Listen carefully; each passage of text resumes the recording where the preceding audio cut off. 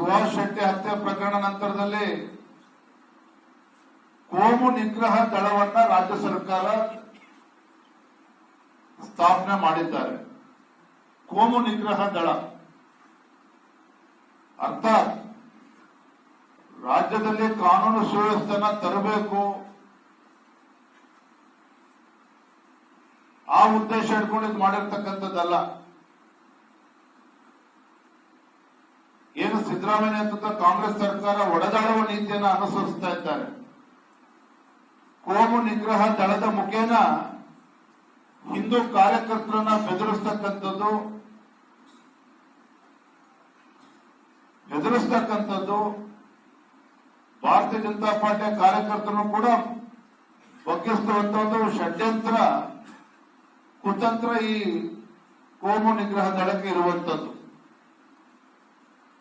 ಒಂದು ಇವತ್ತು ಸ್ಪಷ್ಟಪಡಿಸ್ತೇನೆ, ಇವತ್ತು ಏನೇ ಷಡ್ಯಂತ್ರಗಳು ರಾಜ್ಯ ಕಾಂಗ್ರೆಸ್ ಸರ್ಕಾರ ನಡೆಸಿದ್ರು ಸಹ ಹಿಂದೂ ಕಾರ್ಯಕರ್ತರನ್ನಾಗ್ಲಿ ಭಾರತೀಯ ಜನತಾ ಪಾರ್ಟಿಯ ಕಾರ್ಯಕರ್ತರಾಗ್ಲಿ ಎದುರುಕೊಂಡು ಓಡೋಗ್ತಕ್ಕಂಥ ಪ್ರಶ್ನೆನೆಲ್ಲ ಇದೆಲ್ಲವನ್ನೂ ಕೂಡ ಎದುರಿಸ್ತಕ್ಕಂಥ ಶಕ್ತಿ ನಮ್ಮ ಕಾರ್ಯಕರ್ತರಿಗಿದೆ.